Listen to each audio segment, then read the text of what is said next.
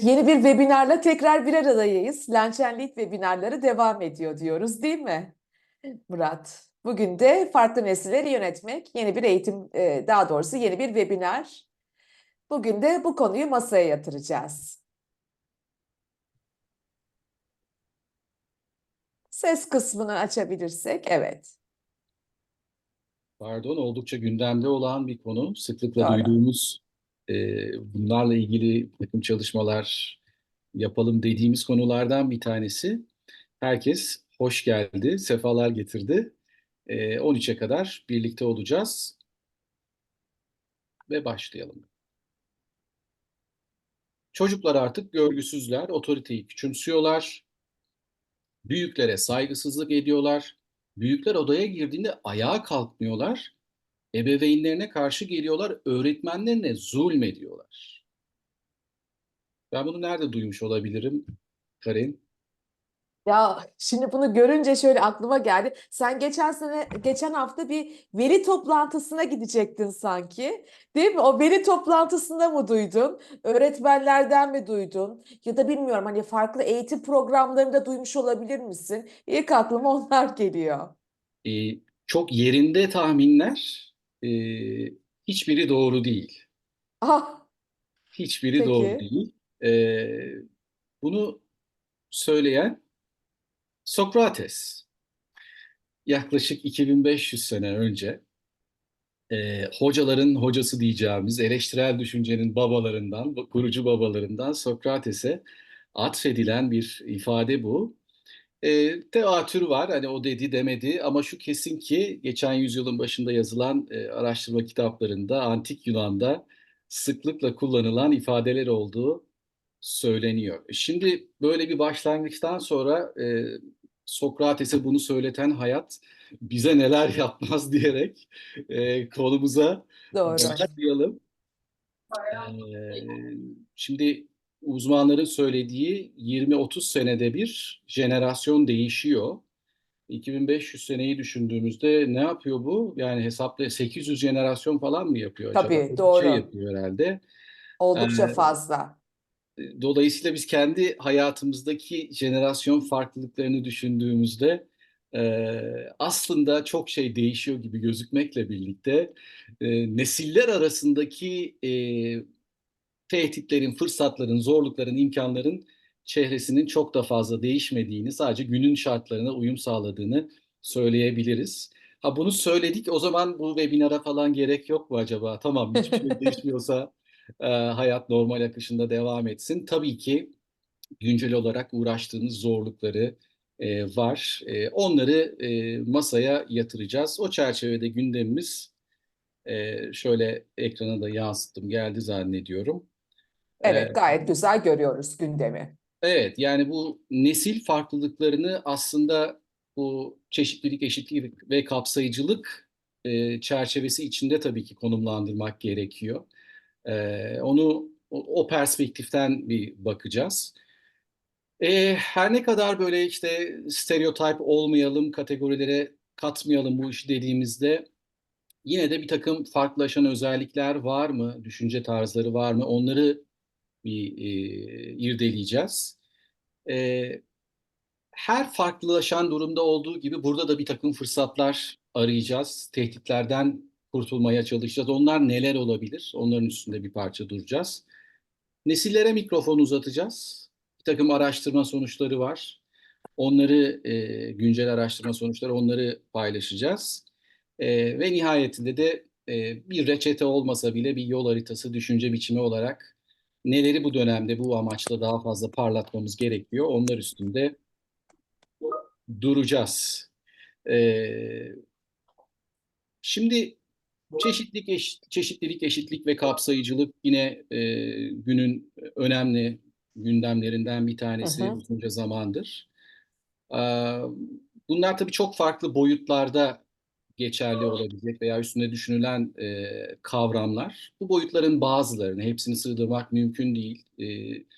Hani kuruma göre, duruma göre çok değişebilen şeyler. Ama bunlardan bir tanesi aslında nesiller arası farklardan bir tanesi. Yaş dediğimiz, o sağ en alt köşede gördüğümüz. Onun dışında pek çok farklı başlık da var. Ama herhalde hayatın olağan akışı içerisinde en çok gündeme gelen, bizim de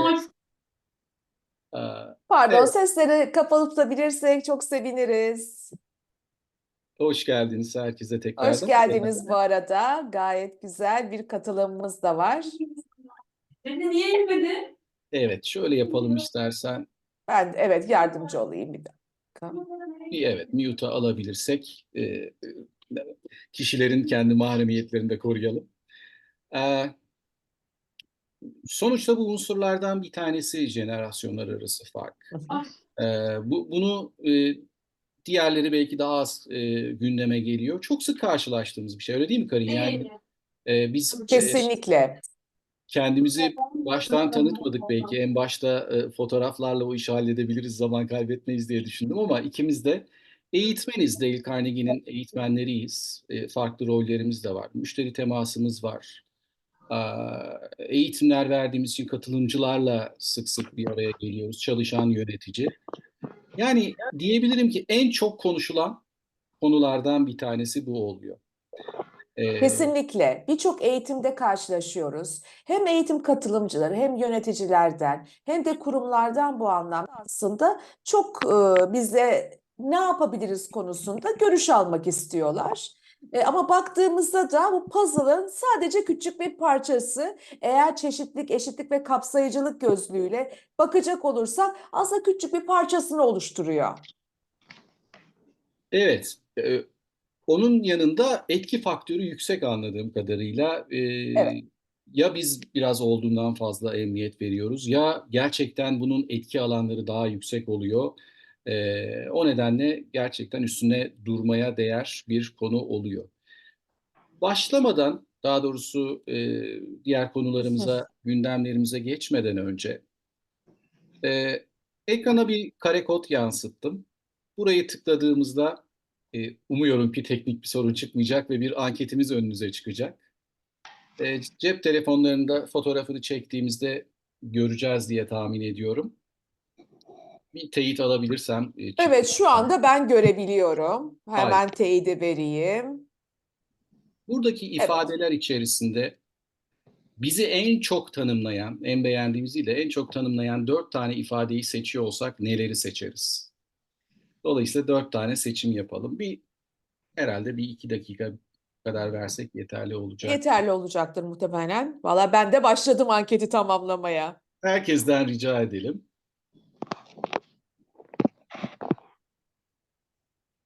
Ben o arada sonuçları getirmek için ekranı bir şöyle şey haline getireyim.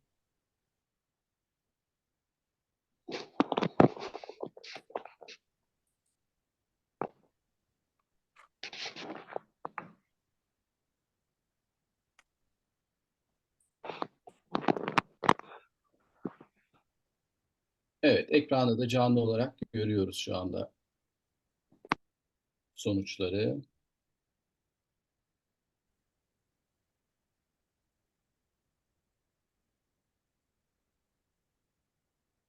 Bir dakika daha verelim. 30 katılımcımız işaretledi. An be an evet artan grafik farklı noktalarda artışlar gösteriyor.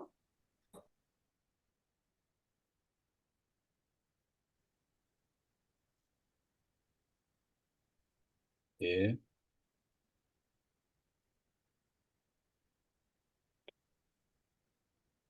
evet, 34 şeyde daha artmıyor sanki. Hadi bir 10 saniye daha olsun. Çok da tempoyu düşürmeyelim. Peki, bunun üstüne konuşabiliriz belki. Neler çıktı diye baktığımızda en öne çıkanlar açık fikirli olmak çıktı. Eleştirel bakabilen hani 10 ve üzeri diye bakıyorum. Bir önceki sayfaya niye gelemiyorum? Şöyle yapsak. Aa, evet. Onun dışında disiplinli, iyimser, azimli, takım odaklı şahane özellikler. Peki yöneticilik değil, koçluk. Bir yandan da artıyor bu arada. Evet, Yani şu anda 36 geçti. 36'lara geldi katılım. Evet.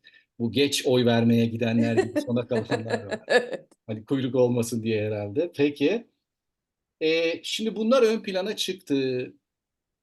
Peki o zaman gelin şöyle yapalım. Bunları havada bırakmayalım diye Murat, düşünüyorum. şöyle o zaman bir bakalım istersen. Son 36 kişinin en Heh, yüksek olan hangisi dersek açık fikirliliği görüyoruz sanırım. Hemen arkasından azimli, takım doğru. odaklı, değil mi? Bunlar Evet, en doğru. başta çıkan özellikler gibi gözüküyor. Doğru. Aynen. Eleştirel bakabilen dedik. Peki, güzel. Bunlar ön plana çıkmış. Bir katılımcı grubumuz. Tabii ki tam demografiye hakim değilim. Kim hangi jenerasyondandır, nedir, ne değildir bilmiyorum. Ama bunu yorumlamanın bir yolunu biliyorum. O da şu. Şimdi bu çıkanları bir aklımızda tutabilir miyiz bakıyorum. İyimser azimli takım odaklı. Karin senden de destek isteyeyim o Ben konuda. şimdi tamamen onları o yüzden aldım. Tamam. Şimdi bakalım. Şimdi bu kategoriler işte hangi jenerasyon hangi özellikleri sergiliyor? İşte beş neslin bir arada olduğu iş yerleri bu adeta motto haline gelmiş durumda bu çeşitliliği ifade edecek şekilde. Ekrana yansıttım. Karin, sendeki notlardan hangi jenerasyonlara ait özellikler ön Şimdi planda? iyimser ve azimli direkt Baby Boomer'ın özelliklerini taşıyor. Aha, Takım odaklılığı görüyoruz. Takım odaklı yaklaşımı yine Baby Boomers'larda var. Eleştirel ve seçici yaklaşımlar Z jenerasyonunda karşımıza çıkıyor. Değil mi? Burada bunun dışında da hatırladığım kadarıyla bir e, yaratıcı düşünmeyle ilgili bir şeyler çıkmıştı. Daha bir tık altta. Açık evet, fikirlilik ve çeşitlilik gibi düşünürsek o da X jenerasyonun özellikleri gibi çıkıyor karşımıza. kesinlikle. Yani tam bir karma, her bir yerde bir özellik görüyorum sanki. Evet, nasıl yorumlarsın bunu mesela? Ne dersin? E, Söylediğin şey çok doğru. Aslında burada baktığımızda çok farklı belki de jenerasyonlardan katılımcılar var. Ama bizim için en önemli özellikleri seçtiğimizde farklı farklı, pardon, Ha. şöyle bir sessize alalım. Ben aldım, evet. Karin devam edebiliriz. Baktığımızda aslında farklı jenerasyonların özelliklerini taşıdığımızı görüyoruz. En azından ben kendi adıma baktığımda kendi seçtiğim o 4 özellik, bir bakıyorum ki her biri farklı bir jenerasyonun öne çıkan özellikleri olmuş.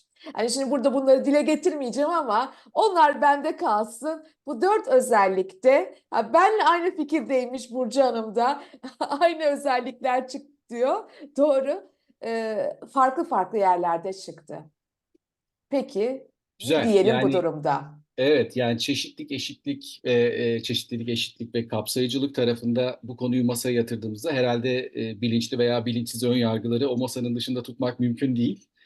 Nesil farklılıklarını da böyle düşündüğümüzde bu hangi e, ön yargımızı sarsan bir mini deney oldu aslında. Herhalde şunu söylemek mümkün. Yani katılımcılarımızdan da çok almayı isteriz ama zamanımızı yönetmek açısından yorumlarınız olursa mutlaka bekliyoruz chat alanına. Takip etmeye çalışıyorum ben de bir Hı yandan. hı. Ee, Aslında farklı nesiller evet, farklı düşünce tarzları evet oluyor. Bunu yaşayış tarzından, beklentilerinden, şundan bundan anlıyoruz. Ama aslında bu o kadar sandığımız kadar da kategorilere dahil edilebilecek bir şey değil.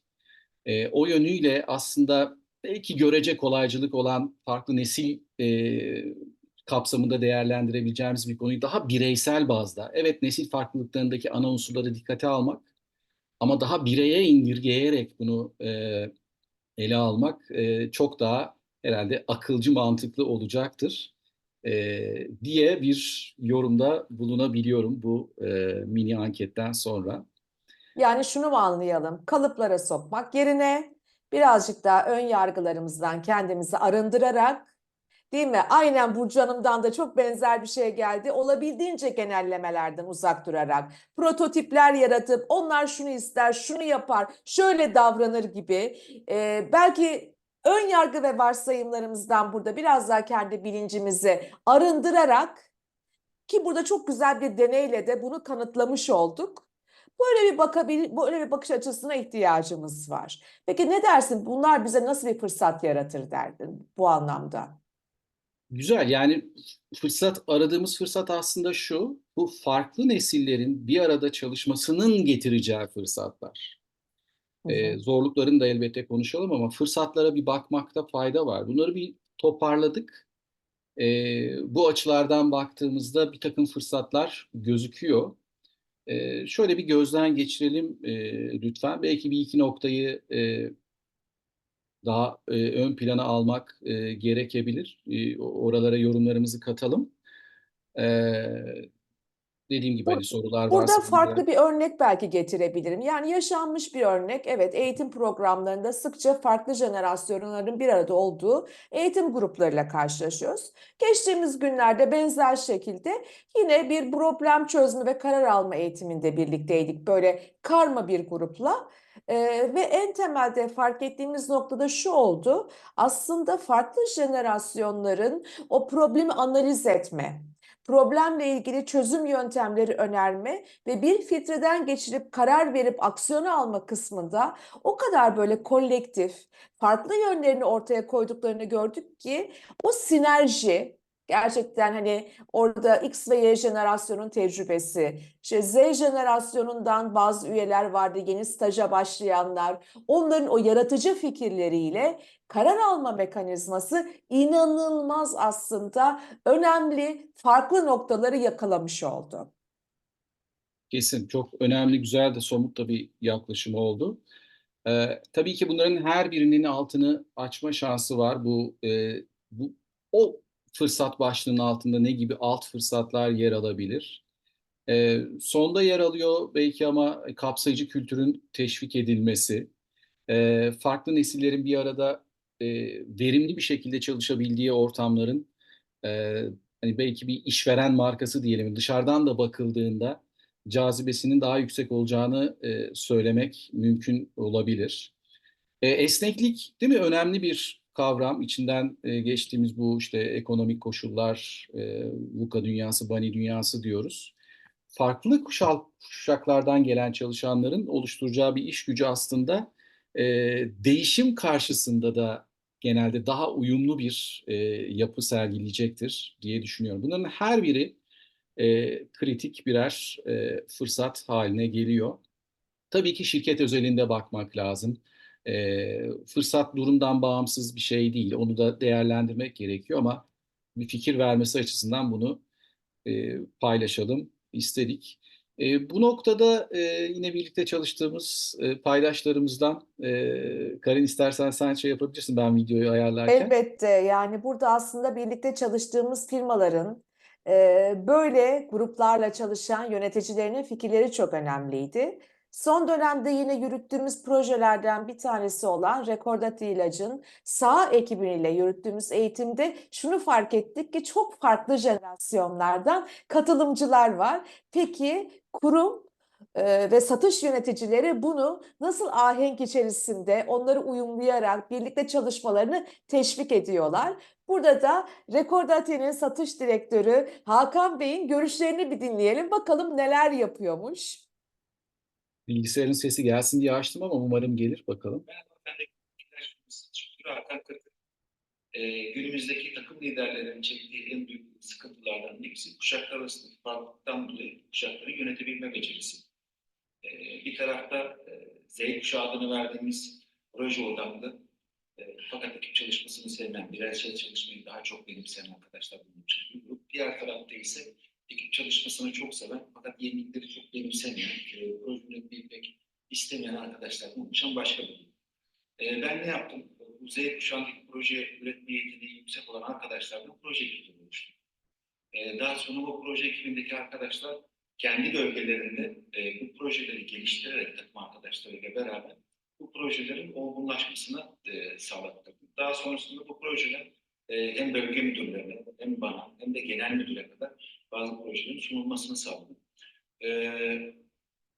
Bu iki gücü birleştirdiğiniz zaman, bir ekip haline getirdiğiniz zaman, iki tarafın da güçlü kasını kullanıp zayıf kaslarını kuvvetlendirmelerini sağladığınız zaman çok büyük bir performans ortaya çıktığını gördüm. Bunlar rakamlara da pozitif anlamda yansıdı zaten. Bu iki kuşağı ben bu vaziyette, pozitif vaziyette yönetmeyi sağladım. Çok teşekkür ederim. Evet, biz de teşekkür ediyoruz kendisine. Güzel, yani bu sahadan örnekler, duyduğumuz şeyler hani naklen değil de birinci ağızdan yansıtmak istedik. Umarım ses ve görüntü sağlıklı bir Yani şey. burada aslında Hakan Bey'in verdiği çok önemli mesajlar vardı. Birkaç yerde belki ses tam olarak duyulmamış olabilir. Aslında sinerjiyi nasıl yarattığını ve bu sinerjinin de en temelde iş sonuçlarına nasıl katkı sağladığından bahsetti. Yani ayrıştırmak, şu şöyle, bu böyle demekten ziyade tamamen bir sinerji yaratılmış ve güçlü kaslarından faydalandığı konusunda da çok önemli bir mesaj var. Ki satış kadrosu gibi gerçekten de hedef odaklı, sonuçlarla yönetilen bir ekibin böyle bir sinerji yaratması da bence çok gerçekten de önemli bir nokta diye düşünüyorum. Kesin. Hatta hemen önceki slaytta konuştuğumuz, şöyle tıklayayım. Mesela bu fırsatlardan hangisine denk geliyor diye düşünebiliriz. Beceri bütünlüğü gibi geliyor bana. Aynen, beceri bütünlüğü var, inanılmaz bir bilgi paylaşımı var, değil mi? Bakış Evet. açısındaki çeşitlilik var, artan yaratıcılık ve yenilikçiliklerle sonuçlara ulaşmak var gerçekten de. Ama en temelinde şunu da görüyoruz galiba, bunu teşvik eden kapsayıcı bir kültür var yani. Bunu da destekleyen gerçekten bir ortam, bir ekosistem yaratılmış. Kesin. Ee, Yani o farklı kuşakların farklı beceri setlerini bir araya getirme ve çok yönlü ekipler oluşturabilme gibi ben de düşündüm ve kültüründe elbette bunu en temelinde Bu arada destekliyor. Murat, bir chatten de yorum gelmiş Gözde Hanım'dan. Bu Evet, yolla herhalde yetenekleri de elde tutma diye bir yorum yapmış. %100, %100. Ona da etkisi mutlaka var.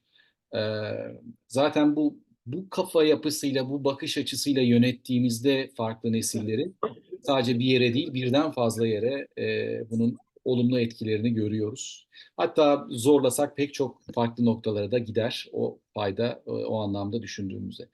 Güzel. Tabii nedir? Her gülün bir de dikeni mi vardır diyelim. Yani farklı özellikleri bir arada barındıran ekiplerin eğer önü alınmazsa, iyi yönetilemezse oluşturabileceği tehditler nelerdir dediğimizde benzer bir mantıkla bunları da belli başlıklar altında topladık. Şöyle ses konusu böyle yapalım. Herkesi bir evet kapatalım. Ee, Bunlardan da hani öne çıkaracak olduklarımız olabilir. Herhalde değişime direnç dediğimiz önemli bir şey. Teknoloji kullanımı çok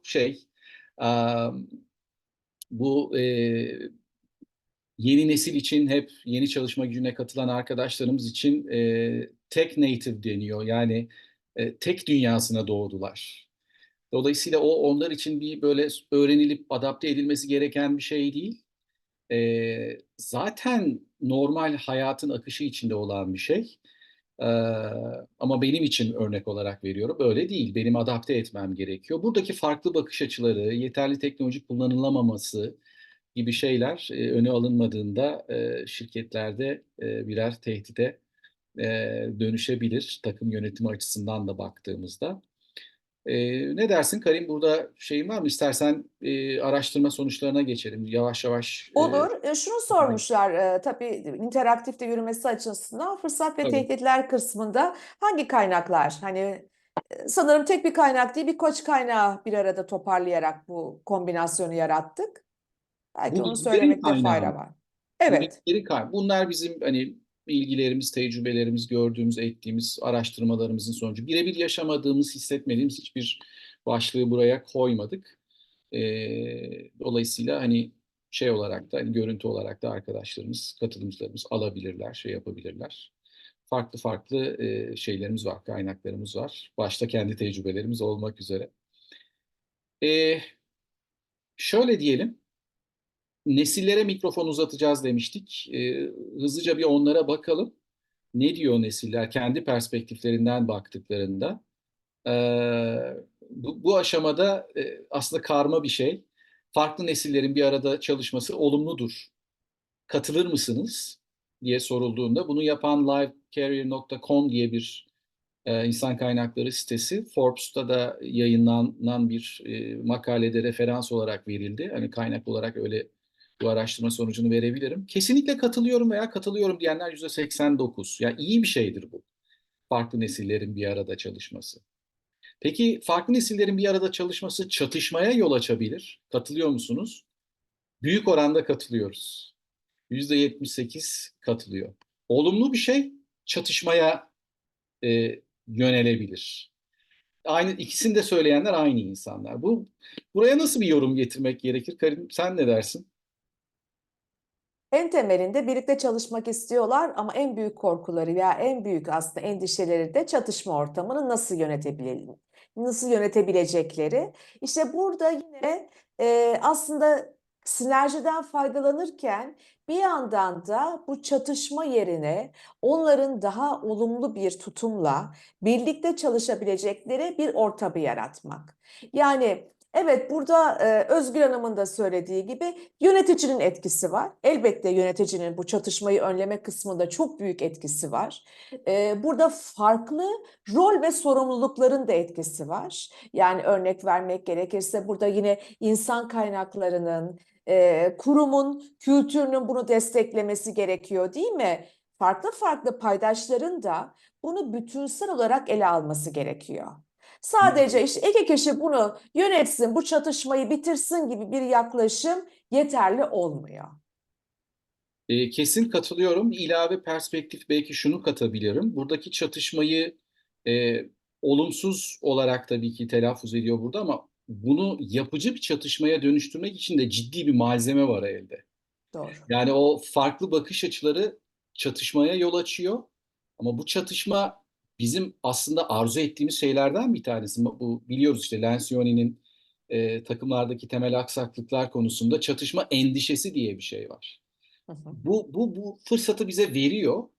Bize düşen yani bu ortamda bize düşen yöneticilere düşen işte elendiği taraflarına düşen bunu ortadan kaldırmaktan ziyade bu derenin yatağını değiştirmek, olumlu tarafa çevirmek. Yani mesele Kesin. orada zaten.